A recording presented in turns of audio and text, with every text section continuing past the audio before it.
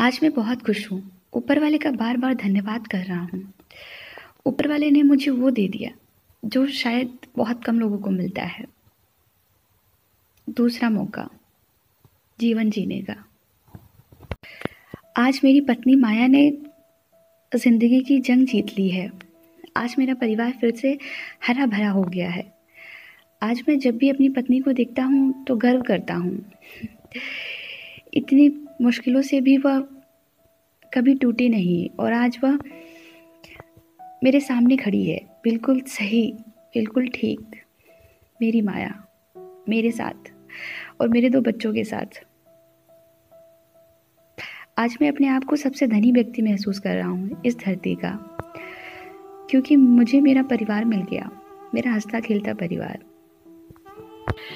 पर जब भी मैं उस समय के बारे में सोचता हूँ, उस बीते वक्त के बारे में, मैं सहम सा जाता हूँ। मेरा कलेजा मुँह को आ जाता है और मेरी धड़कनें तेज-तेज चलने लगती हैं।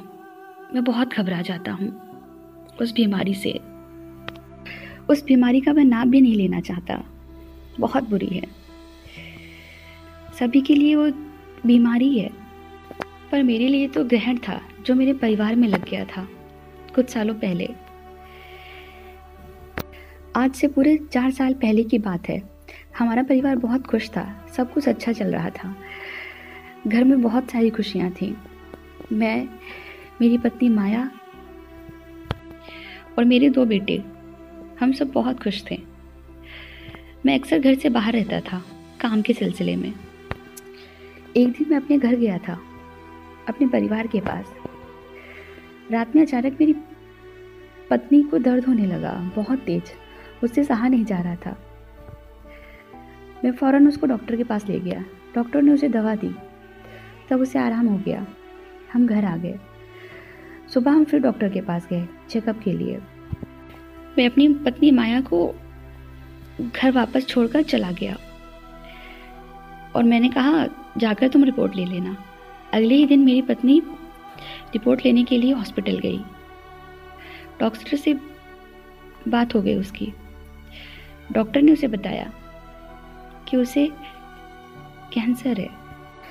मेरी पत्नी वहीं पर फूट-फूट कर रोने लगी, डॉक्टर के सामने ही। फिर उसने बहुत हिम्मत जुटाकर मुझे फ़ोन किया।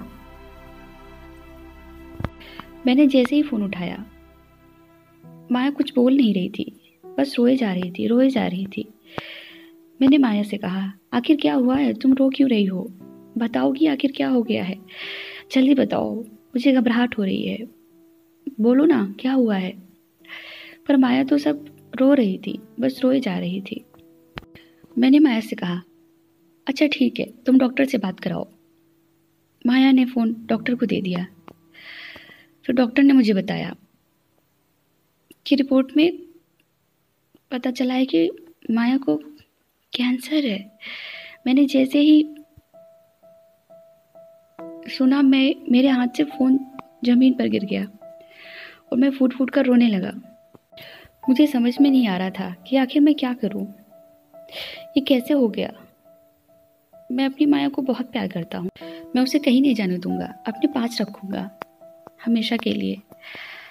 हम दोनों चाहते हैं कि एक दूसरे के साथ हम बूढ़े हों, पर कैसे? ऊपर वाले ने ये क्या दिखा दिया हमें? हमारे छोटे छोटे 2 बच्चे हैं, कौन देखेगा उनको माया के बिना? मैं यही सब सोच रहा था। फिर मैंने अपने आप को शांत किया, बहुत हिम्मत जुटाई और फिर मैंने माया से कहा, तुम घर जाओ, मैं घर आ रहा हूँ। ऐसा कहकर मैंने फ़ोन काट दिया। माया घर चली गई। मैं शाम को अपने घर गया। मैं घर के बाहर गेट के पास खड़ा रहा। मेरी हिम्मत नहीं हो रही थी कि मैं अपने घर के अंदर जाऊं, माया को फेस कर सकूं। मुझ में इतनी हिम्मत नहीं थी। मैं आखिर क्या करता? तभी मेरा बेटा आ गया। मेरे बेटे ने कहा, पापा अंदर चलिए, यहाँ पे आप क्या कर रहे हो? मैंने बेटे से कहा, हाँ हाँ चलता हूँ। मैं बहुत धीरे धीरे कदम बढ़ा रहा था अपने घर की तरफ, क्योंकि मुझ में हिम्मत ही नहीं थी, क्योंकि मैं घर के अंदर जाना ही नहीं चाहता था। मैं माया को रोता हुआ नहीं देखना चाहता था। मुझे आज से पहले अपना घर कभी इतना बुरा नहीं लगा जितना पहली बार लग रहा था। घर की दीवारें मुझे सूनी लग रही थी। घर में वो रौनक नहीं थी जो हमेशा रहती थी। आज दरवाजे पर माया ने दीपक नहीं जलाया था जो हमेशा जलाती थी, घर की नेगेटिविटी दूर करने के लिए। आज माया दौड़कर गेट पर भी नहीं आई थी, हमेशा आती थी। आज ना जाने क्या हो गया माया को, शायद उस बीमारी ने उसको पकड़ लिया है। मेरा बेटा मुझे खींचते हुए घर के अंदर ले आया। मैं जैसे ही घर के अंदर पहुंचा, मेरी पत्नी माया बस दौड़ते हुए आई और मुझसे लिपट गई और बस रोने लगी। और मुझसे भी रहा नहीं गया, मैं भी खूब रोया अपनी माया को पकड़कर। माया ने उस दिन खाने में कुछ नहीं बनाया था। क्या करती बेचारी, उसको समझ ही नहीं आ रहा था कि करना क्या है, कैसे ये सब सही होगा। माया ने कहा, मुझे बचा लो, मैं अभी इतनी जल्दी जाना नहीं चाहती हूँ। मैं अपने बच्चों के साथ रहना चाहती हूँ, आपके साथ रहना चाहती हूँ, अपने परिवार के साथ। मैंने बहुत हिम्मत करके माया को समझाया, कुछ नहीं होगा तुमको, हम हैं ना, हम कुछ नहीं होने देंगे तुमको, सब बेच दूंगा, कुछ भी नहीं रखूंगा अपने पास, अच्छे से अच्छे डॉक्टर के पास तुम्हारा इलाज करवाऊंगा, देखना तुम जल्दी ठीक हो जाओगी। मैंने बहुत हिम्मत जुटाकर माया से कहा, क्या बनाओगे आज खाने में? चलो आज आलू के पराठे बनाते हैं, तुमको पसंद है ना, आज हम दोनों मिलकर बनाएंगे। उस रात मैं ठीक से सो ही नहीं पाया, सिर्फ माया के बारे में ही सोचता रहा। आखिर क्या करूं, कैसे करूं, बस मेरी माया जल्दी से ठीक हो जाए। पूरी रात ऐसे ही गुजर गई और सुबह हो गई। मैं उस दिन फिर से अपने काम पर चला गया, शहर से बाहर, माया को अकेला छोड़कर। कुछ ही दिनों बाद मैंने माया का इलाज शुरू करवा दिया एक अच्छे हॉस्पिटल में। धीरे धीरे माया उस चीज से निकल ही रही थी। तभी एक दिन अचानक माया अपने बाल धो रही थी। अचानक वह चिल्ला पड़ी। मैं दौड़ते हुए माया के पास गया। क्या हुआ? माया ने अपना सिर ढक रखा था एक दुपट्टे से। माया मुझसे कुछ ना बोली और खुद को एक कमरे में बंद कर लिया बहुत देर तक। मैं और मेरे भी दोनों बच्चे बुलाते रहे माया को, क्या हुआ, आखिर हुआ क्या, बताओगी क्या हुआ आखिर? पर माया ने दरवाजा नहीं खोला। थोड़ी देर बाद जब मेरे छोटे बेटे ने माया को बुलाया, माँ दरवाजा खोलो, तब माया ने दरवाजा खोला। कहते हैं ना, माँ अपने बच्चों से ज़्यादा दूर तक नहीं रह सकती है, ना अपने बच्चे को रोता हुआ देख पाती है। माया दरवाजा खोलकर जैसे ही आई, माया फिर से मुझसे लिपट कर रोने लगी। ये क्या हो रहा है, आखिर मैं ही क्यों? क्या बिगाड़ा था मैंने किसी का जो मुझे ये देखना पड़ रहा है? मैंने माया से कहा, क्या हुआ है आखिर, बताओगी? और ये तुमने अपना सिर दुपट्टे से क्यों ढक रखा है? माया ने धीरे से दुपट्टा अपने सिर से हटाया। मैंने अपनी आंखें बंद कर ली क्योंकि माया के बाल गिर रहे थे। माया के बाल मुझे बहुत सुंदर लगते थे, बहुत घने बाल थे उसके, बहुत लंबे लंबे। उसके बाल इतने सुंदर थे, जब वो अपने चेहरे से बालों को हटाती थी बहुत प्यारी लगती थी, बिल्कुल परी की तरह मेरी माया। माया ने कहा, क्या हुआ, अब आप मुझे भूल जाओगे ना, अब आप मुझे प्यार नहीं करोगे ना, अब मैं अच्छी नहीं लगती ना? पागल हो, मैंने कहा, तुम मेरी माया हो, तुम जैसी भी हो, तुम जिस हाल में हो, मैं उस तरह तुम्हें प्यार करता हूँ और हमेशा प्यार करता रहूँगा, चाहे कुछ भी हो जाए। बल्कि अब तुम्हारे लिए मेरा प्यार और बढ़ गया है।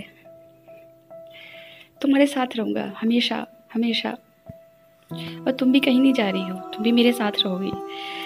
ये तो बाल हैं, ये तो फिर से आ जाएंगे, बस तुम मेरे साथ रहोगी हमेशा।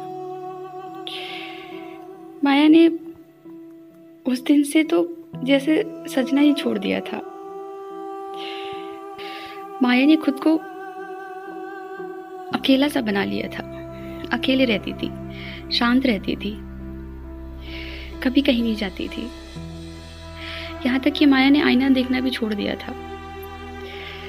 मेरी माया पर क्या करती, बच्चों के सहारे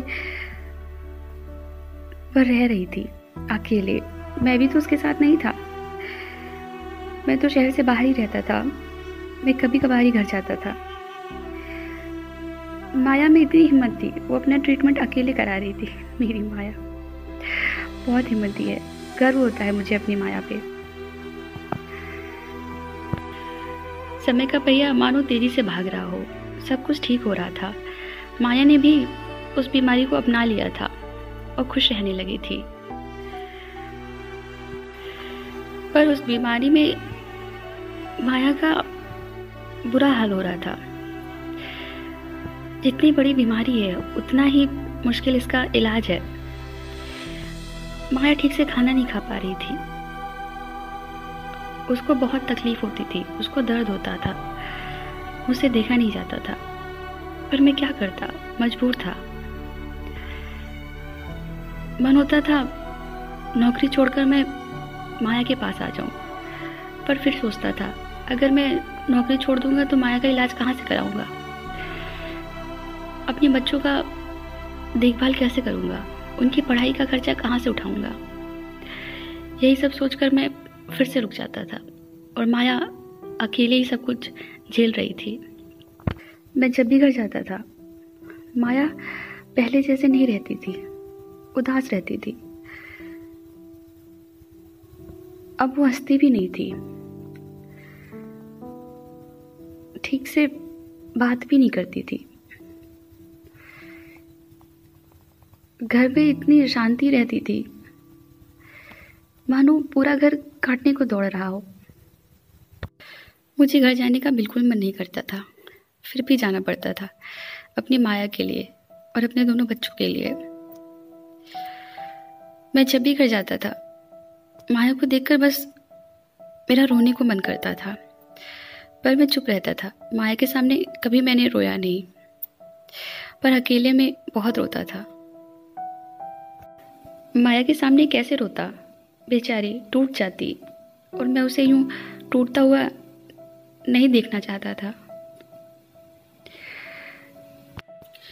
मैं ही तो माया के लिए हिम्मत था, इसीलिए माया के सामने मैं कभी नहीं रोता था। धीरे धीरे सब कुछ ठीक होने लगा और मेरी माया बिल्कुल ठीक हो गई। उस बीमारी ने हमारे घर में ग्रहण सा लगा दिया था, पर अब सब कुछ ठीक है। मेरे पास मेरी माया है, मेरे दोनों बच्चे, हम बहुत खुश हैं। माया के फिर से बाल आ गए हैं, माया फिर से वैसे ही लगने लगी है, और अब भी जब वह अपने चेहरे से बाल हटाती है तो बहुत प्यारी लगती है। माया से अब मैं बहुत प्यार करने लगा हूँ, पहले भी करता था पर अब और ज़्यादा, क्योंकि मैं माया को दोबारा नहीं खोना चाहता। मेरी माया।